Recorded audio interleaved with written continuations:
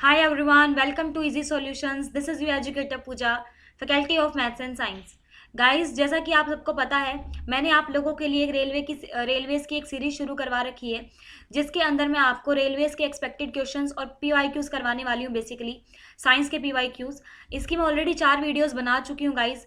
ये इसका 5th part है। अगर आप लोगों ने अभी तक प्रीवियस वीडियोस नहीं देखी हैं तो जल्दी से जाके देख सकते हैं। मैं आपको लिंक डिस्क्रिप्शन बॉक्स में दे दूंगी और आई बटन को चेक करके भी आप प्लेलिस्ट को चेक कर सकते हैं गाइस। तो आपको वहाँ से वीडियोस मिल जाएंगी। मेक श्योर कि आप कोई भी वीडियो मिस ना करें, क्योंकि ये सारे क्वेश्चन बहुत ज़्यादा इंपॉर्टेंट होने वाले हैं रेलवेज के अपकमिंग एग्जाम्स के लिए। तो चलिए guys, without wasting any time, let's start. So the first question is, which of the following oxide is amphoteric in nature?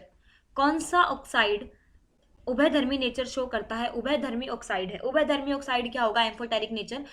Amphoteric nature वो ऑक्साइड शो करेगा जो एसिड की तरह भी बिहेव करे एज वेल एज बेस की तरह भी बिहेवियर शो करे।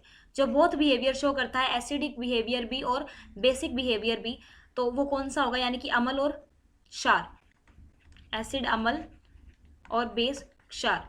जो अम्लीय नेचर भी, अम्लीय प्रकृति भी शो करे और क्षार नेचर भी शो करे, तो उसको हम बोलते हैं उभयधर्मी ऑक्साइड यानी कि एम्फोटेरिक नेचर। तो ये कौन सा होगा? Al2O3। Al2O3 is the right answer. Aluminium oxide. Aluminium oxide कैसा ऑक्साइड है? ये एक एम्फोटेरिक ऑक्साइड है। बहुत बार ये क्वेश्चन रेलवे एग्जाम में रिपीटेड हुआ है, बहुत बार पूछा गया ये क्वेश्चन कि एम्फोटेरिक नेचर कौन सा ऑक्साइड शो करता है। तो Al2O3 आप लोगों को याद रखना है, aluminium oxide. The next is, which of the following element is the most electronegative? सबसे ज्यादा इलेक्ट्रोनेगेटिव एलिमेंट कौन सा होगा? तो सबसे ज्यादा इलेक्ट्रोनेगेटिव एलिमेंट होगा जिसकी एटॉमिक नंबर होगा 17, यानी कि 287। 287 क्या? इलेक्ट्रॉनिक कॉन्फ़िगरेशन है। अब 7 इलेक्ट्रोनेगेटिव से क्या मतलब है? अब जैसा कि आप सब लोग देख सकते हैं कि 7 इसका वैलेंस शेल में इलेक्ट्रॉन है। इसको अपनी वैलेंसी कंप्लीट करने के लिए कितने इलेक्ट्रॉन चाहिए? एक ही इलेक्ट्रॉन चाहिए। तो ये मोस्ट इलेक्ट्रोनेगेटिविटी बिहेवियर शो करेगा इन सब में से। Amongst all of them it shows most electronegativity nature. So the next is, which fact is not valid for Dobereiner's triad? Dobereiner's triad के बारे में कौन सा फैक्ट वैलिड नहीं है, कौन सा तथ्य मान्य नहीं है? अब जैसा कि मैंने बताया था आपको प्रीवियस वीडियोस में, आप लोग एक बार मेरी प्रीवियस वीडियो चेकआउट जरूर करिएगा, जिसके अंदर मैंने आपको पीरियोडिक टेबल के बारे में कंप्लीटली बताया है। पीरियोडिक टेबल की मैं पूरी सीरीज कंप्लीट करवा चुकी हूँ। मैंने बहुत सारी वीडियोस पीरियोडिक टेबल की ऑलरेडी दे चुकी हूँ मैं, जिनके अंदर मैं आपको कंप्लीट डॉबरनियर्स, जूलैंड, मेंडलीव्स पीरियोडिक टेबल के बारे में, मॉडर्न पीरियोडिक टेबल के बारे में, पीरियोडिक टेबल के फैक्ट्स के बारे में सब कुछ मैं आपको ऑलरेडी बता चुकी हूँ। तो जल्दी से जाके आप मेरी प्रीवियस वीडियोज को चेकआउट करिएगा। अब बेसिकली क्या है, डॉबरनियर्स ट्रायड क्या था? डॉबरनियर ने क्या किया था? पीरियोडिक टेबल में फर्स्टली सबसे पहले एलिमेंट्स को अरेंज किया था। और किस तरीके से अरेंज किया था? उन्होंने ट्रायड बनाए थे। तिर्यक का सिद्धांत बेसिकली उन्होंने दिया था। उनके कहने का क्या था मतलब, उन्होंने बोला था कि 3 एलिमेंट को उन्होंने एक ग्रुप के अंदर या एक पीरियड के अंदर ग्रुप के अंदर अरेंज किया था। बेसिकली उन्होंने ग्रुप में पीरियड में उस टाइम ग्रुप और पीरियड तो वैसे तो थे नहीं, उन्होंने ग्रुप और पीरियड के बारे में नहीं बताया था। उन्होंने क्या किया था, एक टेबल के अंदर 3 एलिमेंट्स को अरेंज किया था और क्या बोला था कि जो बीच वाला एलिमेंट होगा उसका जो एटॉमिक मास होगा वो बाकी के 2 एलिमेंट के एवरेज के इक्वल होगा। उन्होंने सिर्फ किसकी बात की थी? उन्होंने बात की थी एटॉमिक वेट के बारे में। और बेसिकली उनका क्या था कि सारे के सारे जो जितने भी उन्होंने एटम्स को अरेंज किया ना ट्रायड के अंदर, वो सब सेम बिहेवियर शो करेंगे, सेम ग्रुप को बिलोंग करेंगे, सेम बैलेंस इलेक्ट्रॉन होगा, सेम प्रॉपर्टी शो करेंगे। बट उन्होंने ऐसा कुछ नहीं कहा था कि property of middle element is रफली average to the other 2 elements. इन्होंने ऐसा कुछ भी नहीं कहा था, ऐसा कोई भी लॉ उन्होंने नहीं बताया था अपने ट्रायड के अंदर। तो ये वाला गलत हो जाता है तथ्य, ये फैक्ट उन्होंने नहीं बताया था। सो the next question is, Newlands classification of element failed because? तत्वों का न्यूलैंड वर्गीकरण विफल हो गया क्योंकि उस समय तक ज्ञात सभी तत्वों को अष्टक में व्यवस्थित नहीं किया जा सकता था। बेसिकली अब क्या था ये न्यूलैंड का अष्टक सिद्धांत, न्यूलैंड्स ऑक्टिव लॉ। न्यूलैंड्स का अष्टक सिद्धांत ये था कि उन्होंने एलिमेंट्स को एक अष्टक के रूप में व्यवस्थित किया था। उन्होंने बोला कि जिस तरीके से उन्होंने बेसिकली उनको म्यूजिकल नोट्स के साथ जोड़ा था, सारे गामा पा के साथ। उन्होंने बोला था कि जिस तरह था म्यूजिकल नोट्स होते हैं ना, जिस तरह से सारे गामा पा, उस तरीके से उन्होंने 8 एलिमेंट्स को अरेंज किया और यूं बोला कि हर पहले एलिमेंट की प्रॉपर्टी 8वें एलिमेंट के साथ मैच करेगी। पर बहुत टाइम तक ये नहीं चल पाया, आगे जाके ये फेल हो चुका था। और इसका रीज़न क्या था? इसका कारण भी यही था कि सारे के सारे जिस टाइम एलिमेंट उन्होंने डिस्कवर हो चुके थे, उन सारे एलिमेंट्स को अष्टक के रूप में व्यवस्थित किया जाना पॉसिबल ही नहीं था, वो संभव ही नहीं हो पाया था। इसीलिए क्या था, न्यूलैंड का का ऑक्टेव लॉ फेल हो चुका था। तो इसका राइट आंसर क्या होगा? Assertion is correct and reason is correct. अभिकथन भी सत्य है और कारण भी सत्य है। इन्होंने जो इनका विफल हो चुका था ये भी सही है, और इनका कारण क्या था विफल होने का वो भी इसके अंदर सही दे रखा है। तो चलिए नेक्स्ट क्वेश्चन की तरफ चलते हैं। विच one of the following is a non metal and also a liquid? कौन सा नॉन मेटल है जो रूम टेम्परेचर पे लिक्विड होता है? तो इसका तो सबको पता होना चाहिए, राइट आंसर इज ब्रोमीन। ये क्वेश्चन बहुत बार एग्जाम में आता है। अगर ये बोले बेसिकली नॉन मेटल क्या होते हैं बच्चों, गाइस नॉन मेटल का ये था कि नॉन मेटल क्या होंगे, ना तो वो लिक्विड होंगे, सॉरी वो लिक्विड होंगे सॉलिड फॉर्म में, सॉरी नॉन मेटल क्या होते हैं, गैसियस फॉर्म में मिलते हैं। सॉरी मैंने थोड़ा गलत बता दिया आपको। नॉन मेटल किस फॉर्म में मिलते हैं?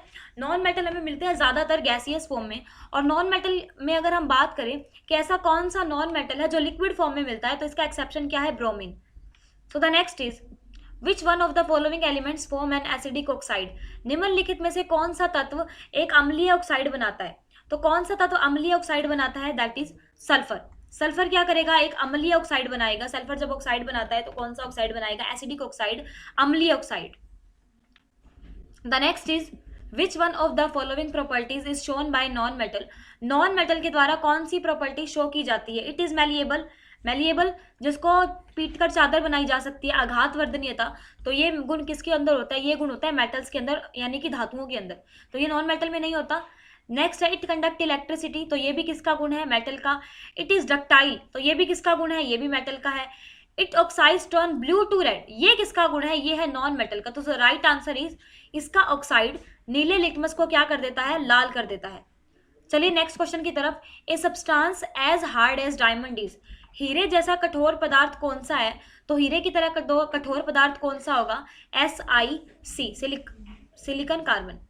सो the next is which one of the following elements occurs in free state? निम्नलिखित में से कौन सा तत्व फ्री स्टेट में मिलता है? तो फ्री स्टेट में से हमें कौन सा मिलता है? सल्फर। सल्फर क्या मिलता है? फ्री स्टेट के अंदर मिलता है, कोई और की तरह में नहीं मिलता है, और की फॉर्म में। अगला क्वेश्चन है which one of the following elements can readily burn in air? निम्नलिखित में से कौन सा तत्व आसानी से हवा में जल जाता है? तो कौन सा तत्व आसानी से हवा में मिलता है? मैग्नीशियम। मैग्नीशियम क्या है? आसानी से हवा में जल जाता है। अगला क्वेश्चन है which one of the following compound not an ionic compound? निम्नलिखित यौगिकों में से कौन सा एक आयनिक यौगिक नहीं है? तो कौन सा नहीं है आयनिक यौगिक? Carbon tetrachloride. कार्बन टेट्राक्लोराइड आयनिक यौगिक नहीं है, ये एक आयनिक कंपाउंड नहीं है, क्योंकि कार्बन तो जैसा कि आप सबको पता है कि कार्बन बेसिकली शेयर करता है बॉन्ड्स को, वो आयनिक कंपाउंड नहीं बनाता है। सो the next is gold is soluble in? सोना किसके अंदर घुलनशील है? तो ये है एक्वारीजिया। एक्वारीजिया यानी कि अमलराज। एक्वारीजिया में क्या होता है? अमोनिया और HCl मिले होते हैं। किस रेशो के अंदर? 1:3 के अंदर। सॉरी अमोनिया नहीं, HNO3। चलो the next is the most abundant element in earth crust is? पृथ्वी की भूपर पट्टी में सबसे प्रचुर मात्रा में धातु कौन सी मिलती है? तो अगर हम अर्थ की बात करते हैं तो अर्थ पे सबसे ज़्यादा कौन सी धातु मिलती है? एल्यूमिनियम। और वहीं अगर मैं यूनिवर्स की बात करूं कि पूरे यूनिवर्स में कौन सी धातु है जो प्रचुर मात्रा में मिलती है, तो कौन सी धातु हो जाएगी? Hydrogen. So the next is which one of the following elements give a basic oxide? निम्नलिखित में से कौन सा तत्व एक मूल ऑक्साइड देता है? बेसिक ऑक्साइड, बेसिक ऑक्साइड मूल नहीं होगा, ये क्षारीय ऑक्साइड,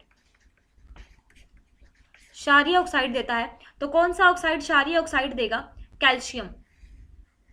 कैल्शियम कैसा नेचर शो करेगा? कैल्शियम ऑक्साइड क्षारीय नेचर शो करेगा। अगला है how many elements were non during of Mendeleev periodic table? Mendeleev के समय में कितने तत्व ज्ञात थे? तो कितने तत्व ज्ञात थे? 63 एलिमेंट उस टाइम तक डिस्कवर हो चुके थे जब मेंडलीव ने अपनी पीरियोडिक टेबल दी थी। अगला क्वेश्चन है which group of the periodic table contains maximum element? सबसे ज्यादा एलिमेंट पीरियोडिक टेबल के कौन से ग्रुप के अंदर पाए जाते हैं? थर्ड ग्रुप के अंदर सबसे ज्यादा एलिमेंट पाए जाते हैं। Next is which one of the following sets are member of the same family? इनमें से कौन सा सेट एक ही परिवार से है, मतलब एक ही ग्रुप से बिलोंग करते हैं? सोडियम, मैग्नीशियम, कैल्शियम नहीं, lithium, sodium, potassium. This is the right answer. Lithium, sodium और पोटेशियम ये क्या करेंगे? ये फर्स्ट ग्रुप से बिलोंग करते हैं ना, फर्स्ट ग्रुप से। Hydrogen, lithium, sodium, potassium, rubidium, caesium, तो ये सारे फर्स्ट ग्रुप से बिलोंग करते हैं, एक ही परिवार के सदस्य हैं ये सारे के सारे। तो नेक्स्ट है, which of the following sets identify a set belonging to the same period. अब बताना कि सेम पीरियड से कौन कौन से एलिमेंट बिलोंग कर रहे हैं।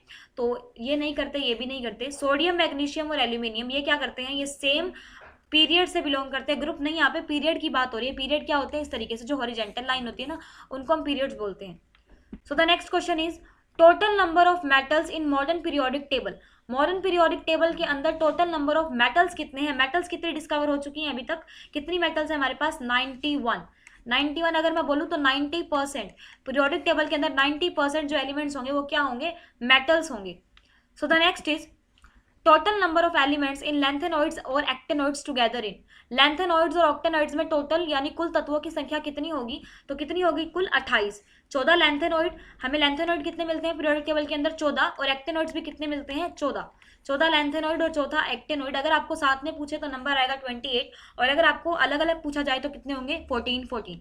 Okay guys, thank you so much guys. I hope आपको आज की वीडियो इन्फॉर्मेटिव लगी होगी। अगर आपको वीडियो इन्फॉर्मेटिव लगती है और इससे आपको कुछ भी मदद मिलती है तो प्लीज़ मुझे कमेंट करके ज़रूर बताइए। और आप अपने, अगर आपको कोई भी क्वेश्चन है इससे रिलेटेड तो आप मुझे कमेंट करके ज़रूर बता सकते हैं guys. Thank you so much guys, I hope you like the video. सारी डिटेल्स आपको डिस्क्रिप्शन बॉक्स में मिल जाएंगी बाकी की। तो आपको क्या करना है, वीडियो को लाइक करना है, शेयर करना है, मेरे चैनल को कर देना है subscribe. Thank you so much guys. अगर आपको मेहनत अच्छी लग रही है तो आप प्लीज़ अप्रिशिएट कीजिए, वीडियो को लाइक करना बिल्कुल भी मत भूलिएगा और चैनल को सब्सक्राइब करना बिल्कुल भी मत भूलिए।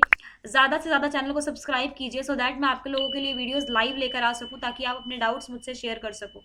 Okay guys, thank you so much, bye bye.